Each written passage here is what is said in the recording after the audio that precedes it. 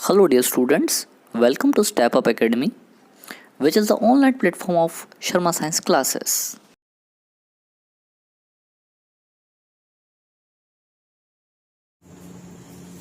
Welcome dear students. तो concentration terms की अगली वीडियो में लेकर हाजिर हैं। हम इससे पहले कंसंट्रेशन टर्म्स में percentage by mass, percentage by volume, percentage mass by volume की बात कर चुके थे। आज हम अगली इंपॉर्टेंट कंसंट्रेशन टर्म की बात करेंगे जिसका नाम है मोलैरिटी। तो मोलैरिटी की डेफिनेशन मैंने बोर्ड पर लिखी हुई है। It is the number of moles of solute in पर लीटर सॉल्यूशन। अगर मैं पहले सिंपल लैंग्वेज में आपको बताऊं कि 1 लीटर सॉल्यूशन में आपके सॉल्यूट के कितने नंबर ऑफ मोल्स होंगे, वो हम किसकी मदद से फाइंड कर सकते हैं? वो मोलैरिटी की मदद से फाइंड कर सकते हैं। फॉर एग्जाम्पल, आपने क्या करा, आपने पानी लिया और पानी में आपने शक्कर मिला दी, शुगर मिला दी, ठीक है। और ये सॉल्यूशन आपका रेडी हो गया, 1 लीटर सॉल्यूशन। आपका 1 लीटर सॉल्यूशन बन चुका है। अब इस 1 लीटर सॉल्यूशन के अंदर आपने जो शुगर मिलाई है उसके नंबर ऑफ मोल्स आपको फाइंड करना है। तो आप किसकी मदद से फाइंड कर सकते हैं? वो आप मोलैरिटी की मदद से बड़ी आसानी से फाइंड कर सकते हैं, ठीक है। ये सारे एक्सपेरिमेंट है, लेबोरेटरी एक्सपेरिमेंट है। अब यहाँ पर एक बात आती है कि 1 लीटर ही क्यों लिया? अगर आपके पास पानी ज्यादा, उसमें आपने शुगर मिलाई हो, तो आप कैसे फाइंड करोगे? चलिए, अगर आप ज्यादा सॉल्यूशन भी बना रहे हो तो आप टुकड़ों में फाइंड कर लेंगे। क्योंकि 1 लीटर इसलिए लिया गया है क्योंकि सब लेबोरेटरी में बनाई गई चीजें हैं भैया। मोलैरिटी भी हम फाइंड कर रहे हैं, तो मोलैरिटी भी एक एक्सपेरिमेंटली कंसंट्रेशन टर्म है, तो इसको भी हमको टुकड़ों में, छोटी चीजों में ही फाइंड करना पड़ेगा। इसलिए 1 लीटर लिया गया है, यूनिट बनाई गई है। अगर मैं सिंपल लैंग्वेज में बोलूं तो एक यूनिट बनाई गई, ठीक है। तो 1 लीटर सॉल्यूशन के अंदर सॉल्यूट के जितने नंबर ऑफ मोल्स होंगे वो आप किसकी मदद से फाइंड कर पाएंगे? वो आप मोलैरिटी की मदद से फाइंड कर पाएंगे, ठीक है। चलिए, तो अब यहां पर मैं इसका फॉर्मूला लिख देता हूं। आपके पास डेफिनेशन लिखी हुई है।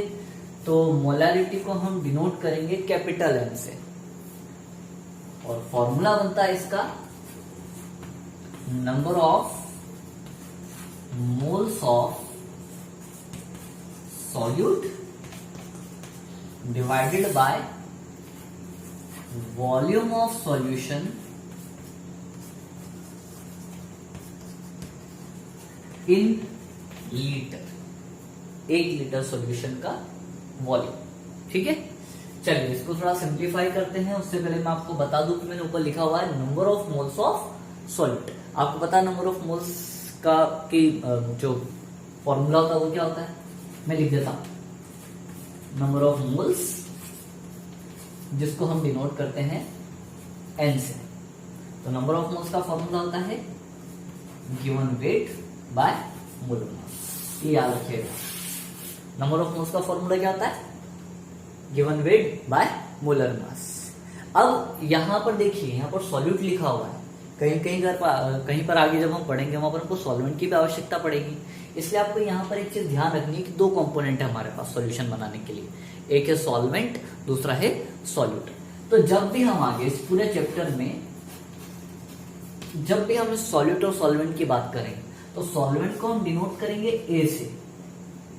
सॉल्वेंट के लिए हम यूज करेंगे एक, बोल सकता हूं मैं कीवर्ड ए, और सॉल्यूट के लिए हम यूज करेंगे बी।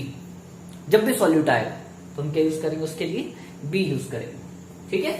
तो जैसे यहां पर हम फॉर्मूला बना रहे हैं, एम इक्वल्स टू, ऊपर क्या लिखा हुआ है? Number of moles of solute. तो number of moles of solute मतलब मैं एन बी लिख दू, ठीक है ना। नंबर ऑफ मोल्स का फॉर्मूला, नंबर ऑफ मोल्स को डिनोट करते हैं हम एन से। तो नंबर ऑफ मोल्स की जगह मैंने क्या लिख दिया? एन, और सॉल्यूट के नंबर ऑफ मोल्स इसलिए B, divided by volume of solution in litre. चलिए आगे बढ़ते हैं। M equals to number of moles of solute. हाँ, number of moles of solute का formula weight by molar mass. तो मैं इसकी जगह लिख दूं W B by M B और डिवाइडेड बाय वॉल्यूम, ठीक है। दिख रहा है आप लोगों को इतना? ठीक है, तो दिख रहा है, इतना नोट कर लीजिए, मैं आगे बताता हूं आपको।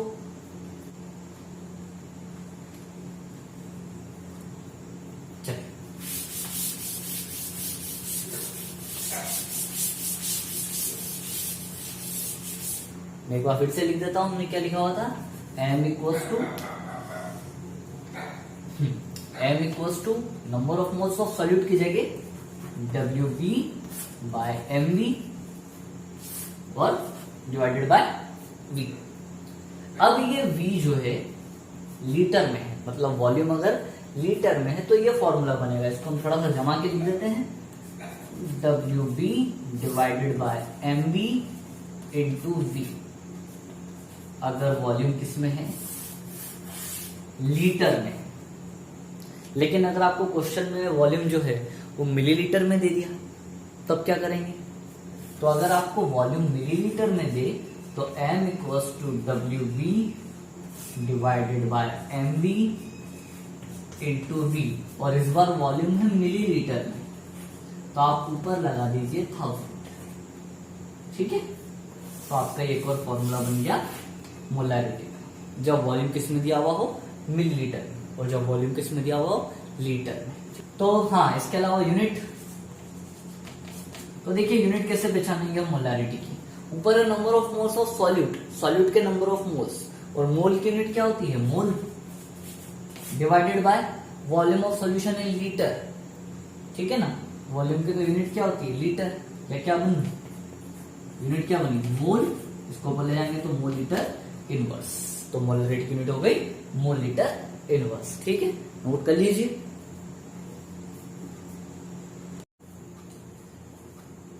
चलिए, तो एक प्रश्न आपके सामने दागा गया है, calculate the molarity of solution containing 10 gram of urea in 100 ml of water.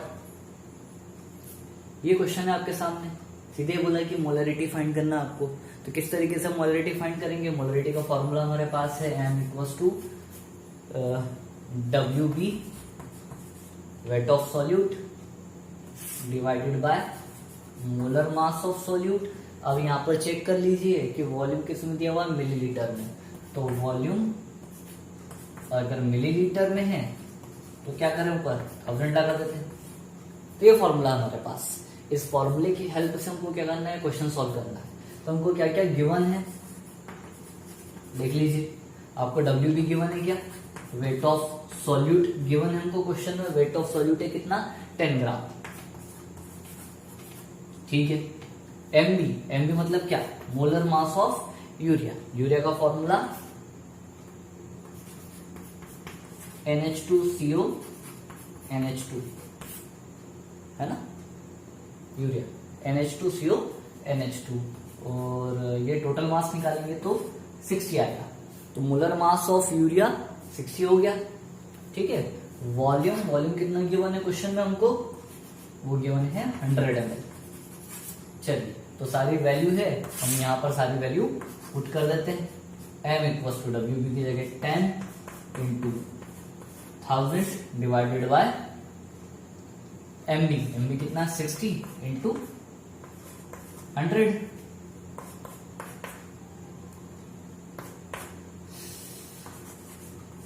हाँ जी, कितना आएगा, 1.6 mole litre.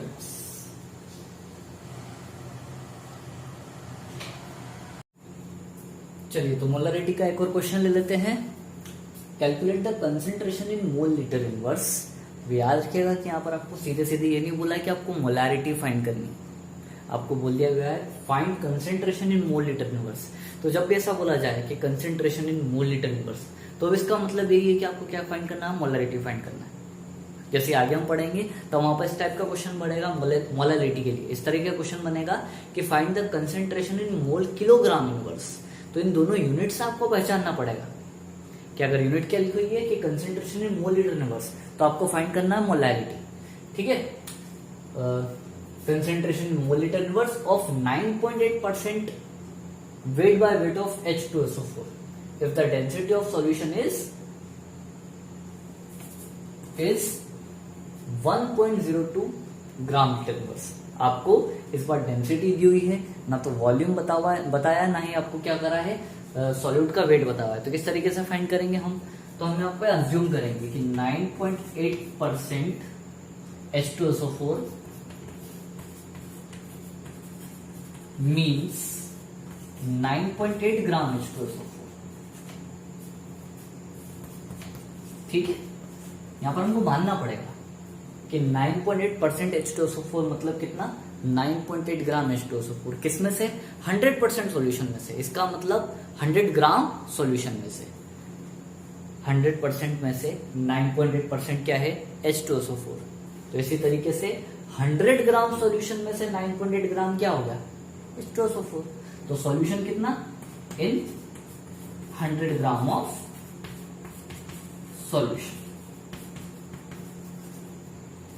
9.8 gram of H2SO4 in 100 gram of solution. तो सॉल्यूशन का मास कितना हो गया हमारे पास, 100 ग्राम। और डेंसिटी कितनी गिवन है हमको क्वेश्चन में, डेंसिटी गिवन है हमको 1.02। ठीक है, ये हमको डेंसिटी दी हुई है। तो हम ऐसा करते हैं कि हमको पहले वॉल्यूम फाइंड कर लेते हैं ताकि हम मोलरिटी में फॉर्मूला पुट कर सके। तो डेंसिटी का फॉर्मूला होता है हमारे पास, density equals to mass by volume, ये होता है फॉर्मूला। तो mass of solution divided by volume of solution. तो डेंसिटी तो हमको पता है कितनी है, 1.02। मास ऑफ सॉल्यूशन, ये रहा मास ऑफ सॉल्यूशन, देखिए जरा कितना है मास ऑफ सॉल्यूशन, 100 ग्राम। तो 100 डिवाइडेड बाय वॉल्यूम हमको फाइंड करना है। किस तरीके से फाइंड करेंगे हम, V equals to 100 divided by 1.02। ठीक है, तो इसको हम कैलकुलेट कर लेते हैं। उसको कैलकुलेट करने पर हमारे पास आंसर आएगा 98.04 मिलीलीटर। वॉल्यूम आ गया आपका, कितना आ गया, 98.04। अब हमारे पास वॉल्यूम आ गया तो मोलरिटी का फॉर्मूला लगा सकते हैं। Molarity M equals to WB into volume millilitre में, इसलिए ऊपर लगा देते हैं 1000 divided by MB molar mass of solute into volume. ठीक है, चलिए तो M equals to WB, WB मतलब वेट ऑफ सॉल्यूट। कितना है weight of solute, 9.8 into 1000 divided by, हाँ MB molar mass of H2SO4। H2SO4 का निकालेंगे सॉल्यूट का, तो वो होता है 98 इंटू वॉल्यूम। कितना फाइंड कर चुके हम, वॉल्यूम हमारे पास है 98.0। ठीक है, ये सारी वैल्यू हम कैलकुलेट करेंगे तो हमारे पास मोलरिटी फाइंड आ जाएगी, कंसेंट्रेशन आ जाएगा H2SO4 का, कितना आ जाएगा 1.014 अप्रॉक्स। ठीक है, जो भी आए लगभग कितना आएगा आपके पास, मोल लीटर। तो ये फाइंड कर लिया आपने मोलरिटी, H2SO4 की मोलरिटी या concentration in mole litre inverse. ठीक है, इंपोर्टेंट क्वेश्चन है, एक नोट कर लीजिए ये भी। चलिए तो अगली कंसेंट्रेशन टर्म लेते हैं। हमने मोलरिटी पढ़ ली है, अब हमको पढ़ना है मोलैलिटी। लगभग सेम डेफिनेशन है मोलरिटी और मोलैलिटी की, थोड़ा सा फर्क है, देखिए जरा। वहां पर भी था number of moles of solute, तो number of moles of solute in per kg solvent. अभी आप मोलरिटी पढ़ के आए, मोलरिटी में हमने लिखा था number of moles of solute in पर लीटर सॉल्यूशन। यहां पर क्या हो गया है, इन पर केजी सॉल्वेंट। ठीक है, तो मोलरिटी को RITY को हम नोट कर रहे थे कैपिटल M से। अब मोलैलिटी LITY को हम डिनोट करेंगे स्मॉल m से। तो इसका जो फॉर्मूला बनेगा वो क्या बनेगा हमारे पास, number of moles of solute, number of moles of solute divided by, पहले लिख रहे थे हम वॉल्यूम ऑफ सॉल्वेंट। मोलरिटी जब पढ़ रहे थे हमने लिखा था वॉल्यूम ऑफ सॉल्वेंट, लेकिन हम पढ़ रहे हैं मोलैलिटी। तो क्या लिखेंगे हम यहाँ पर, मास की बात करेंगे, मास ऑफ या weight of solvent in KG. ठीक है, ये फॉर्मूला बनेगा हमारे पास। या M equals to number of moles, को भी थोड़ी देर पहले लिखा था हमने, WB by MB number of moles weight by molar mass, और सॉल्यूट का इसलिए B divided by weight of solvent. तो वेट W, हाँ सॉल्यूट के लिए B लिखा है तो सॉल्वेंट के लिए A लिखेंगे, पढ़ा हमने मोलरिटी में भी। Weight of solvent. तो m इक्वल्स टू, फॉर्मूले को हम थोड़ा जमा देते हैं, WB by MB into WA। और ये वेट कब, जब वेट किस में हो, किलोग्राम। तो एक फॉर्मूला ये बना, ठीक है। लेकिन किलोग्राम में लिखेंगे तो वही बात, लैब में पढ़ रहे हैं तो बड़े बड़े कोई बीकर तो लेके बैठे नहीं हम छोटी छोटी टेस्ट ट्यूब वगैरह में ही पढ़ेंगे। तो किलोग्राम को हम ग्राम में डिनोट कर लेते हैं या बदल देते हैं। तो किस तरीके से बदलेंगे इसको हम, क्या हो जाएगा, m equals to WB divided by MB into WA, किसमें, ग्राम में। तो ऊपर क्या लगा दें, 1000 लगा देते हैं, ठीक है। तो ये फॉर्मूला बना हमारे पास मोलैलिटी का। यूनिट की बात करें तो ऊपर है number of moles of solute, तो mole divided by weight of solvent. तो वेट की यूनिट क्या, यहां पर क्या दी हुई है, किलोग्राम, तो केजी। तो क्या बनी यूनिट, मोल किलोग्राम इनवर्स। ठीक कर लीजिए।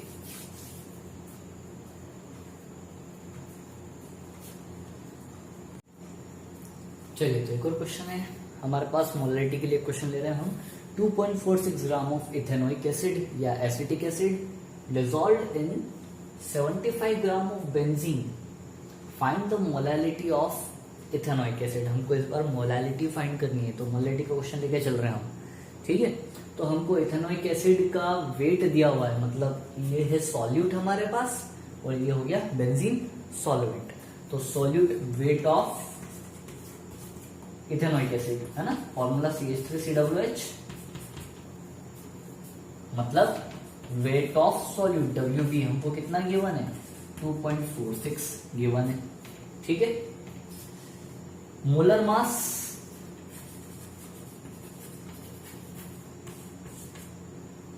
ऑफ CH3COOH मतलब MB। तो MB कैसे फाइंड करेंगे, carbon 12 plus 3 12 plus 3 plus 12 plus 32 plus 1, total कितना हो जाएगा ये, 36 और 60, ठीक है। आप एक बार वो चेक कर लीजिएगा, 60 ही हो रहा है ना। तो MB कितना हो जाएगा हमारे पास, 60। चलिए, तो बेंजीन का वेट मतलब WA, weight of benzene WA कितना गिवन है हमको क्वेश्चन में, 75 गिवन है, 75 ग्राम। तब हमको क्या करना है यहाँ पर, तब हमको मोलैलिटी फाइंड करना है। तो हम क्या करेंगे, मोलैलिटी का फॉर्मूला लगाएंगे यहाँ पर, ठीक है। नोट कर लीजिए, इसका आगे का मैं मिटाता हूं थोड़ा।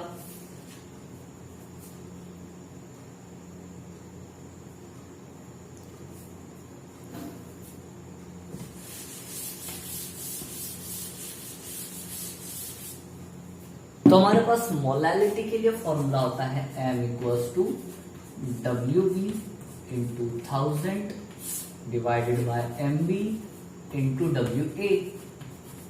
और मैं 1000 इसलिए लगाया है क्योंकि हमारे पास WA जो है वो किस में दिया हुआ है, ग्राम में।